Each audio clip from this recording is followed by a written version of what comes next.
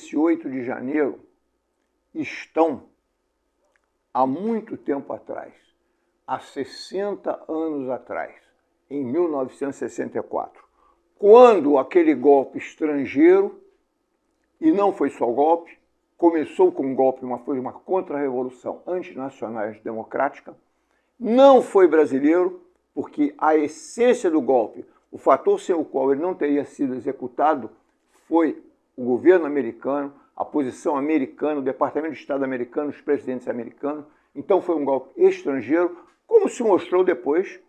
No fundo, são os herdeiros daquele.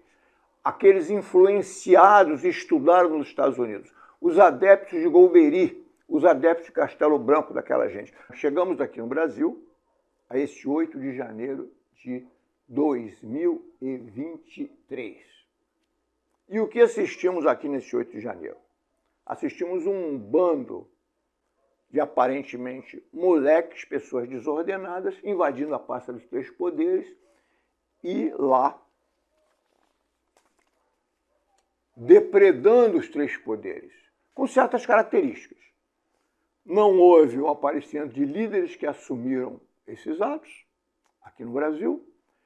Uma segunda característica também desses atos, não vimos mortes, nem o uso de armas, e assim por diante. Então, aparentemente, houve um teatro combinado, não? Entre forças entreguistas e traidoras governamentais, evidentemente que por trás delas, na cúpula, generais, sabe-se lá quem foi, e aqueles pobres cidadãos ali invadindo aquilo.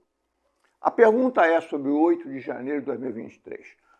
Molecagem vagabunda, golpismo ou uns pobres coitados traídos? Talvez possamos dizer que foram os três ao mesmo tempo. Por outro lado, botaram democracia inabalada. Meio inadequado. Poderia-se dizer democracia afirmada, mas inabalada.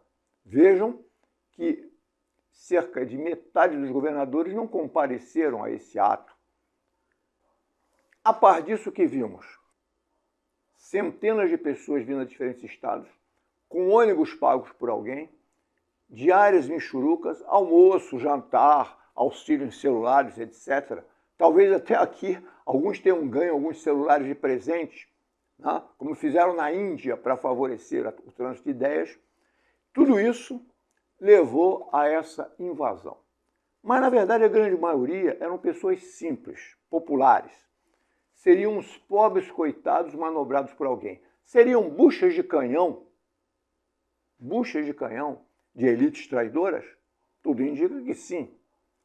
Elites traidoras deles, os líderes deles os traíram. Por quê? Consideremos, alguém se deslocaria do Rio Grande do Sul para Brasília para depredar um palácio, ser preso e voltar se soubesse que esse seria o desfecho? Claro que não.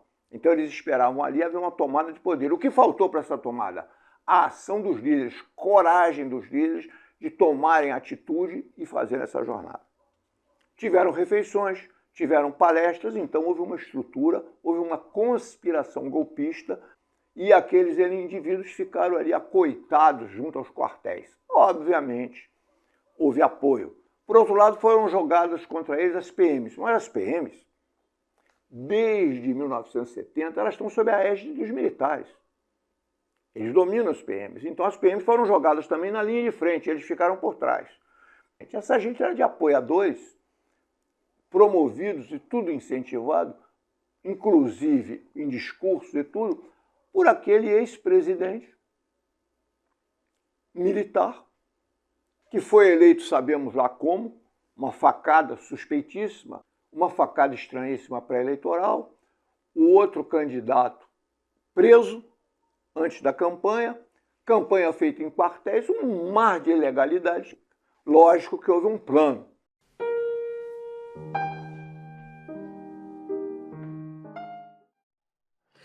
Hoje eu quero falar sobre o início do ano. Estamos começando 2024 e o que esperar deste ano? Como manter acesa a nossa esperança? O que vamos fazer com todos os eventos que continuam repetidos? Existe uma frase que eu acho bastante interessante, que não adianta mudar o calendário. O que devemos é mudar o nosso modo de pensar, o nosso modo de agir, o nosso modo de fazer. Então eu quero trazer para uma reflexão o que vamos fazer enquanto cidadãos, enquanto pessoas, seres humanos. A humanidade está precisando de amorosidade, a humanidade está precisando de atenção. O que cada um de nós pode fazer para melhorar o seu entorno? A virada do ano foi uma festividade e eu desejo que o ano permaneça internamente em festividade, com sorrisos, com saúde, mas, sobretudo, com uma consciência do que se quer e do que se pode fazer para transformar a própria vida e a vida do coletivo. Vivemos em sociedade. Então, o que podemos fazer para esta sociedade ter mais cuidado, amor e saúde? Fiquem bem, próspero 2024.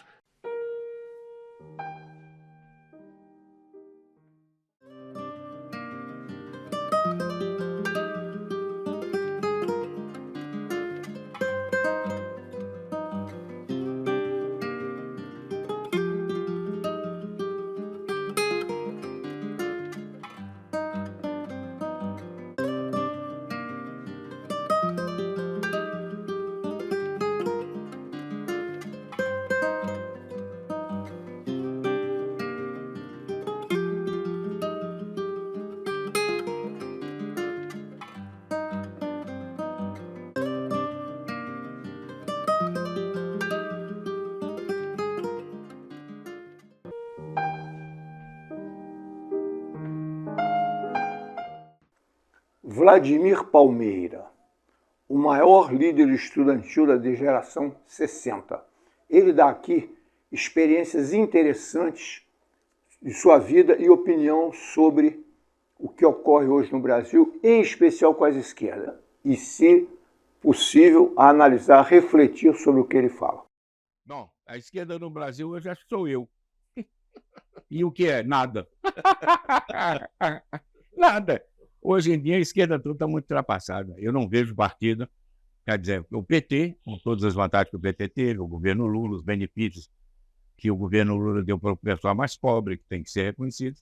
O PSOL, que é uma imitação do PT, entendeu? Em escala menor, com as mesmas tendências, os mesmos grupos, a mesma brigalhada, a mesma coisa. Foi um pouco o PT do início, não é? Ou não? Eu acho que é o PT do fim. Você espera, entendeu? Então, o PSOL e os velhos partidos comunistas. Eu acho interessante, sem querer sacanear ninguém, entendeu? Mas eu vi que partido que comemora 100 anos devia desaparecer. 100 anos. E não chegou, não vai chegar nunca. Porque mudou o mundo todo, entendeu? Então, os partidos comunistas, que têm uma grande tradição na história do século XX, de luta e tal, eles estão paralisados, pararam no tempo, entendeu? E eu digo os comunistas, os oficiais, e esses grupelhos que andam por aí, que eu não sei o nome mais, entendeu? Também não. Não, isso aí, acho que a esquerda no Brasil não existe, mas é conservadora. Conservadora, dentro do sistema inteiramente, entendeu? Outro dia no telefone com o Cid, a gente discutiu um pouco isso, que era o Lula tem que se render ao Lira, entendeu? Movimento de massa de pressão no parlamento não tem nenhum, entendeu? E com dificuldade. Agora, veja bem, não é um problema só do PT, é um problema do movimento. Por exemplo, o gay, negro, né? Vai dizendo aí. Mulher, né? Todos os movimentos cresceram muito. E sacanearam muito, porque nos anos 90 eu disse que o maior movimento de massa que a gente tinha era dos gays. E riram. Eu digo, claro, 2 milhões de pessoas na Paulista. Esses movimentos cresceram, se diversificaram e são muito importantes hoje em dia. O movimento ecológico também, por si e tal. Mas eles não conseguem criar um centro. O ecológico tem mais condições. Mas não consegue ter um centro político, entendeu? Eles não conseguem ter uma síntese. Quem é que pode fazer a síntese das transformações sociais? Antigamente, o Marx dizia a classe operária do chão, por quê? Porque está no centro da produção. Vai mudar a produção. Eu sou marxista nesse sentido. Eu acho que a economia tem um papel muito importante, entendeu? Na estruturação geral da sociedade. Não acho ele exclusivo, veja bem. Mas o Marx dizia, agora, hoje em dia não tem. Na economia não tem, porque a classe operária está acabando. E esses setores diversificados de mulheres, de gays, de negros, eles não têm, pela dinâmica da luta deles, eles não tendem a globalizar. Eles tendem a fazer frentes. Eles tendem a se somar, mas não a se fundir. Então, é um problema. Você vai perguntar, onde está o Marx do século XXI? Estou esperando. Entendeu? De vez em quando eu leio ali para saber se nos Estados Unidos apareceu, né?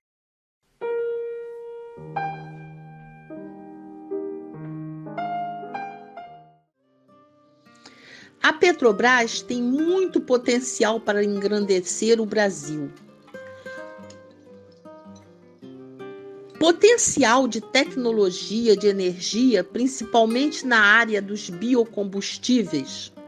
Para mim, é a menina dos olhos da Petrobras atualmente, pois nós não podemos ficar o tempo inteiro investindo nestes combustíveis fósseis, que não são energias limpas para a humanidade. A Petrobras, com seu centro de pesquisa, o CENPES, sempre foi a vanguarda de novas tecnologias. Vide o pré-sal. E estas tecnologias brasileiras foram vítimas de espionagem industrial e também roubadas de várias formas. A Petrobras ainda é dos brasileiros. Se alguém diz o contrário disto, é para que os brasileiros desistam dela. Não é com boas intenções que dizem isto.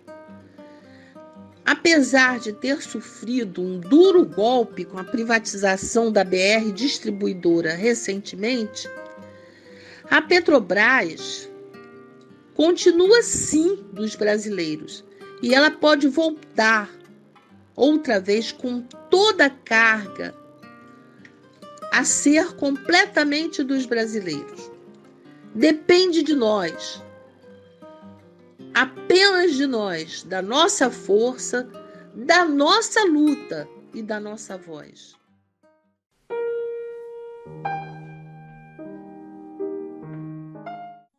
As frutas são uma excelente fonte de antioxidantes, fibras, minerais e vitaminas. Mas quais são as frutas que nós podemos dar aos nossos cachorros? Agora nós vamos falar sobre algumas que são mais adequadas. A maçã é uma das melhores frutas para os cachorros devido ao seu alto valor nutricional. Ela é rica em vitamina C e minerais como o cálcio e o potássio. Além disso, ela tem propriedades digestivas, adstringentes e anti-inflamatórias, sendo ideal para o tratamento de vários problemas gastrointestinais. Para combater a diarreia, é bom dar a maçã sem pele, mas para constipação é melhor com a pele. 80% da composição da pera é água, então a sua ingestão calórica é bem baixa. Ela é uma fonte perfeita de fibra e potássio. Além de melhorar o trânsito intestinal, ela também ajuda a prevenir doenças cardiovasculares e é indicada para cachorros com diabetes. A banana é rica em potássio, fósforo, vitamina C e as vitaminas do grupo B. A banana também é rica em fibras e por isso ela é perfeita para ajudar a regular o trânsito intestinal do cachorro. E é claro, é importante levar em conta que a banana madura tem uma quantidade maior de taninos, que são as substâncias que produzem um efeito adstringente e então são bons para combater a diarreia. A melancia também é composta principalmente por água, então fornecer pequenas porções de melancia sem sementes para o nosso cachorro pode ajudar a combater o calor. E claro, nós também precisamos dar a melancia com moderação pelo seu alto teor de frutose. Nós podemos oferecer frutas em pequenas quantidades e sempre bem lavadas, tirando qualquer caroço ou semente que elas possam ter. No caso da maçã e da pera, nós até podemos deixar a casca, já que ela não é tóxica ou prejudicial, mas é preciso que esteja bem limpa. E o seu cachorro, de quais frutas ele gosta? Conta pra gente nos comentários.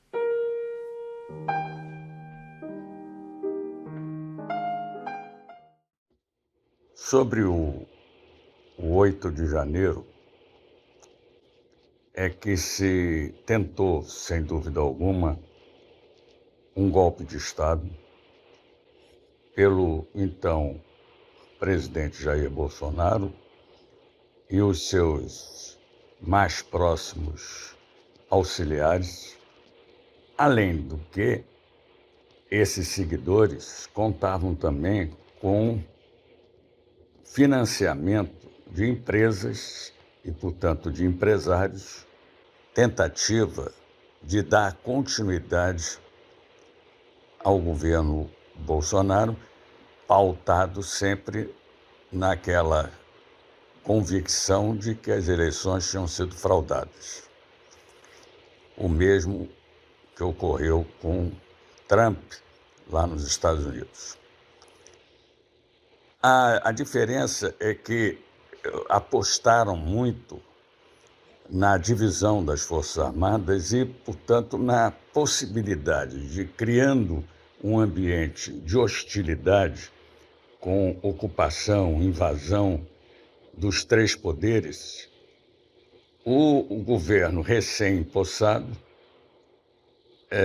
convocaria o instrumento que está previsto, inclusive, na Constituição, da garantia da lei e da ordem, chamado GLO, que faculta, portanto, a autoridade governamental de convocar militares das Forças Armadas para restabelecimento da ordem que esteja sendo violada ou ameaçada. Essa tentativa foi frustrada porque o governo, muito habilmente e sabiamente, não fez a convocação, nem poderia fazer a convocação da GLO, porque ficou claro, desde o primeiro instante, que se tratava realmente de uma baderna que foi, evidentemente, orquestrada com o objetivo de criar a insegurança, a instabilidade e, portanto, a possibilidade de demonstrar que um governo de esquerda poderia transformar o seu mandato numa situação permanente de desordem. Vamos, portanto, manter a memória viva para que atos dessa natureza não se reproduzam mais.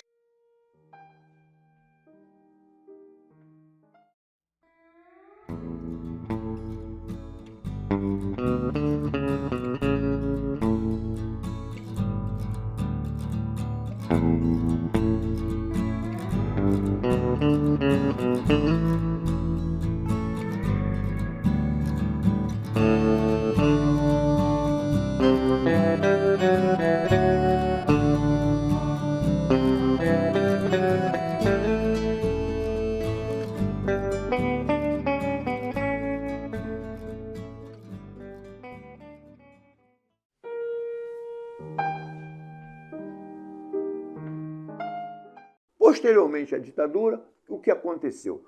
Essa repressão toda utilizou da Polícia Civil torturadores, elementos, etc., como membros.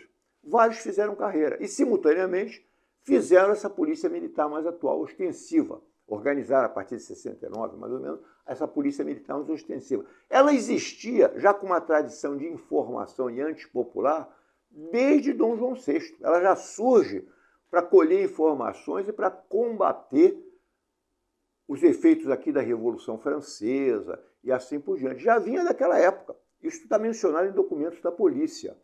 Depois, o que aconteceu? Tudo isso e todo esse mecanismo da polícia militar foram utilizados politicamente na repressão pelos militares. Houve o elo feito, o jogo do bicho, militares, bases, polícias, etc. E, por último, nós tivemos aí a utilização das igrejas também. Ou seja, do exterior, provavelmente, veio uma coisa que é comum nos Estados Unidos, a extrema-direita se apoia em religiões. Vejam bem, eles queimavam negros e queimam negros com aquela cruz da Ku Klux Klan.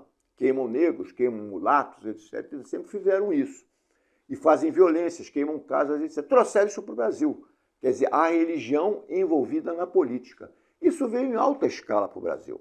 Então, esse também é um segundo aspecto. Como fizeram isso? Pastores, catequizando pistoleiros, etc., que, na verdade, arrependidos em cárcere, que, na verdade, não mudaram totalmente. Eles continuaram a praticar crime, mas se ligaram às igrejas. Passou o crime a financiar a igreja. Há um financiamento de igrejas ao crime organizado. Há um financiamento, uma relação entre igrejas e traficantes.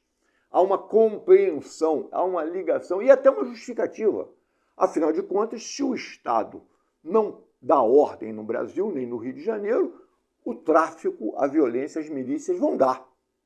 E essa ordem é necessária para o funcionamento da vida social. E muita gente passou a provar isso. Queriam ordem, então está aí a ordem. Quem coloca isso muito bem nos seus livros é o Bruno Paes Manso e outros também, o Rafael Soares e outros colocam isso em estudos sobre o assunto. Então, nós temos aí essa situação. Mas existe um outro aspecto ainda, que também está provado. O James Petras, na Armadilha Neoliberal, mostra também um aspecto desse. Qual é esse aspecto que James Petras mostra? Ele mostra o seguinte: o indivíduo frustrado no emprego, maltratado, humilhado, etc., etc., o que ocorre com esse indivíduo? Ele está cheio de raiva, cheio de revolta. Mas ele não pode mostrar essa revolta no trabalho, na repartição, porque se mostrar, ele é demitido, ele tem problemas. Então ele vai mostrar essa revolta onde? Em casa. Então, evidentemente, que as mortes violentas, crimes passionais em casa, na rua, mulheres, etc., tem um envolvimento também na sociedade. Há uma relação com o que o cidadão passa, a humilhação na sociedade, a falta de dinheiro, a fome, a miséria, tudo isso leva a uma revolta. E essa revolta vai se expressar onde? Se não pode se expressar no emprego, se não tem partidos políticos, olha os partidos brasileiros, Solidariedade, de Cidadania, lá alguém lá sabe a diferença entre um e outro, há diferenças mesmo? Ninguém conhece a diferença nesses partidos. Há até um partido comunista do Brasil aí que o velho Prestes, velho comunista, dizia que de comunista só tem um nome. Agora mesmo nós vemos a pessoa do Partido Comunista e de repente vai para outro partido e vice-versa. Então, nós temos aí um problema, que foi o domínio da linguagem, a manipulação da língua, da linguagem e da história também pelos setores dominantes, no caso do Brasil. Então, nós atingimos no Brasil esse ápice, uma situação anormal, talvez única no mundo. A situação aqui, segundo dados, é pior que a da Colômbia de Escobar.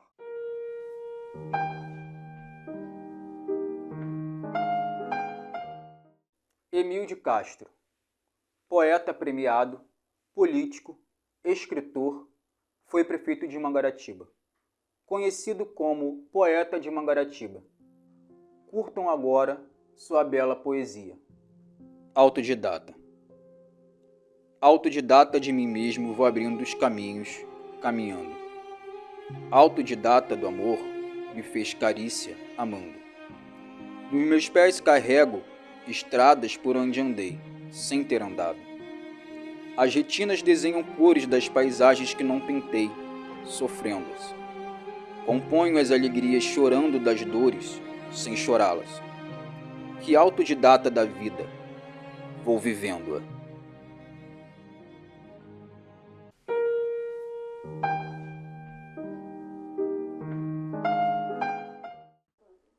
Aldo Rabelo. Exerceu diferentes cargos, foi ministro da Defesa, conhece muito o Brasil e a Amazônia.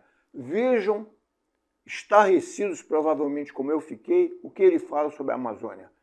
Quem manda na Amazônia? Como o Estado brasileiro pouco manda, e o que fizeram com a Amazônia e o Brasil? Lembremos, mais de 60 anos sob a égide militar. A Amazônia hoje, principalmente aquela Amazônia profunda, é uma área do nosso país onde convivem 3 estados paralelos. O estado oficial das prefeituras, dos estados, da União com suas agências e os seus órgãos, né? Esse é o estado oficial. Anêmico, débil, deficitário em tudo.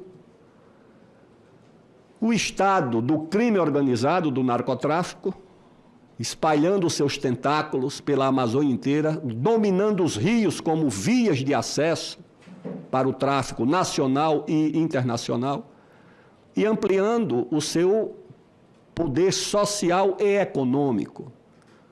Conversando com uma autoridade importante do Amazonas, ele me disse, 2 meses, disse, olha, na fronteira do Amazonas, com a Colômbia e o Peru, o prefeito me disse que já não é mais o maior empregador do município. Perdeu esse posto para o narcotráfico.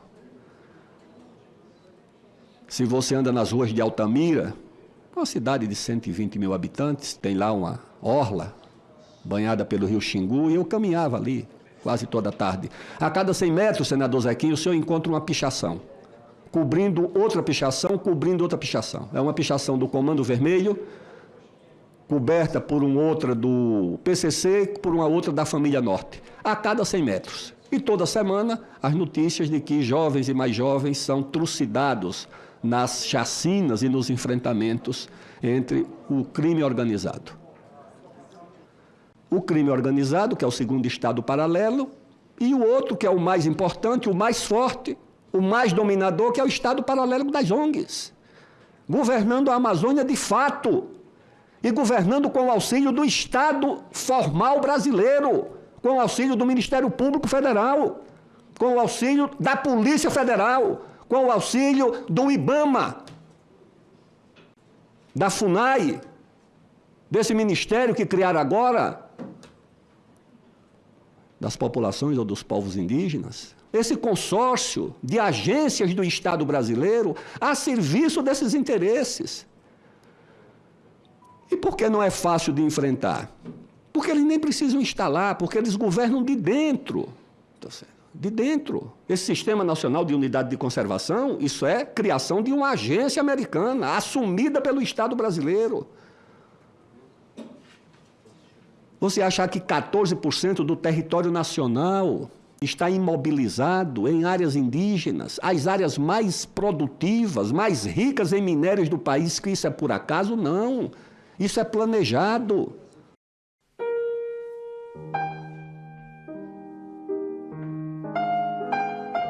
O depoimento do coronel Carlos Alberto Brilhante Ustra era o mais aguardado. Ele comandou o Destacamento de Operações de Informações, Centro de Operações de Defesa Interna, o DOI-CODE, em São Paulo. Ustra estava protegido por um habeas corpus que lhe dava o direito de não se manifestar, mas antes mesmo de qualquer questionamento, preferiu falar.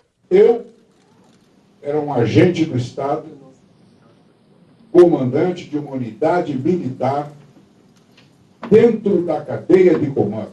Eu nunca, como é que se diz, ocultei cadáver, eu nunca cometi assassinato, eu agi sempre dentro da lei e da ordem. Eu nunca fui um assassino. Mas o conselheiro da Comissão Nacional da Verdade, Cláudio Fonteles, contestou o coronel. Ele apresentou um relatório do DOI-CODE de 1973, quando Ustra estava à frente do órgão, que registrava 45 mortes. No período em que o senhor comandava o DOI-CODE, pessoas que lá estavam presas, brasileiras e brasileiros, foram mortos por divergir.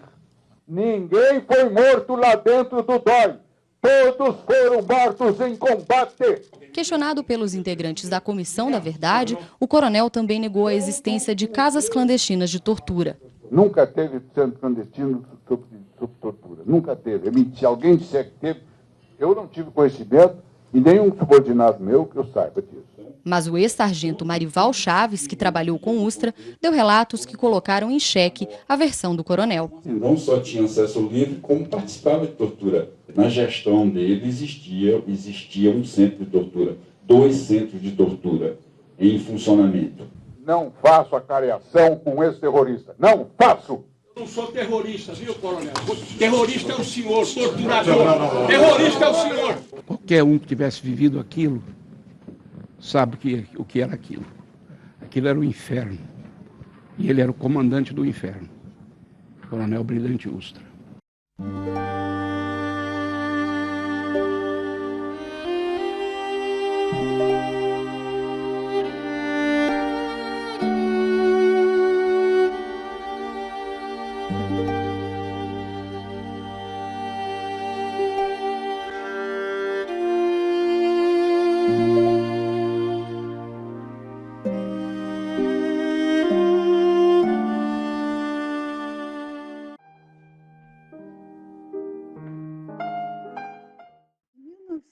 1968, justamente, houve uma reunião do Parlatino, do Parlamento da América Latina, aqui em Brasília, no Congresso. Houve uma ocupação do Congresso Nacional por estudantes da Universidade de Brasília, liderados, inclusive, por Onestino Monteiro Guimarães. Foi civilizada, foi um ato político. Os estudantes ocuparam o Congresso para se fazer ouvir politicamente. E não houve nenhum dano a qualquer instalação do Congresso Nacional, o que é muito diferente do que aconteceu no ano passado, que foi uma invasão despolitizada, com depredação que, obviamente, foi preparada por empresários, por militares, com a intenção de impedir a posse de um governo legitimamente eleito, como é a prática da direita. A direita quis contestar a vitória de Dilma Rousseff na eleição para o seu segundo mandato. Como não conseguiu, promoveu arruaças de rua, no esquema das chamadas revoluções coloridas, que acabaram sendo bem-sucedidas na desestabilização da presidenta e na sua destituição. E continuam querendo impor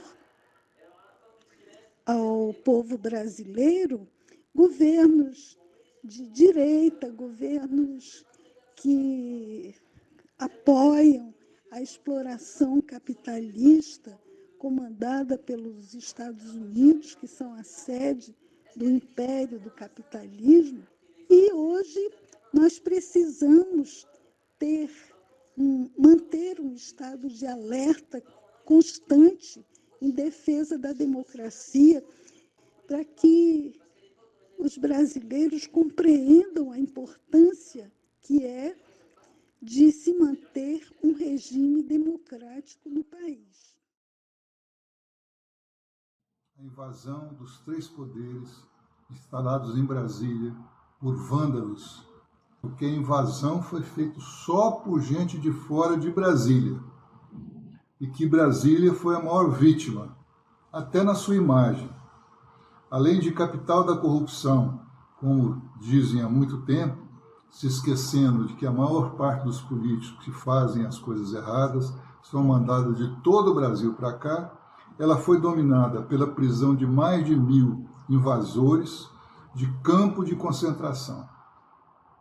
Chegaram a afastar o governador de Brasília, prenderam todo o alto comando das polícias do Distrito Federal Brasília, e até hoje Brasília paga as consequências do golpe frustrado, porque muito mal planejado por gente que se dizia patriota, na verdade bolsonaristas e muitos mercenários.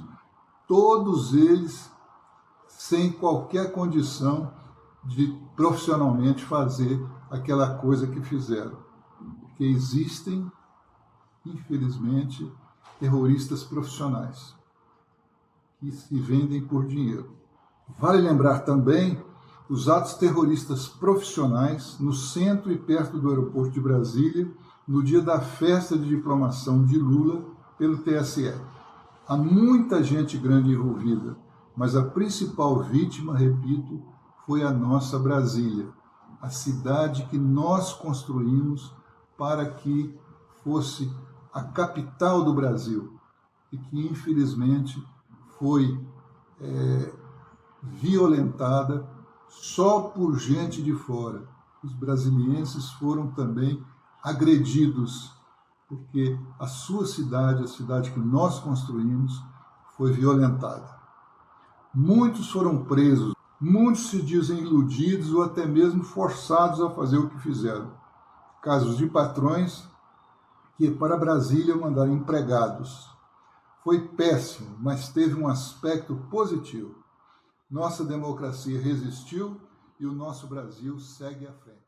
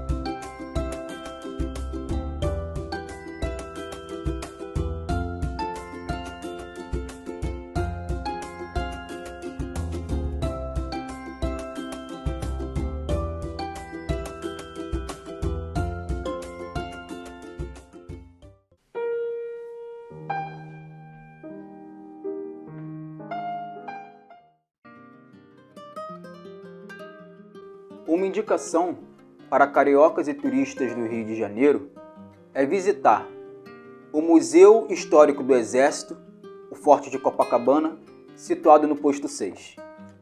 Funciona de terça a domingo, de 10 às 19 horas. Os ingressos inteiros estão a R$10 e a meia entrada a R$5. Exposições, diversos outros tipos de arte você vai encontrar lá no museu, como também nas áreas externas também. Além disso, tem a charmosa orla de Copacabana com seus bares e restaurantes.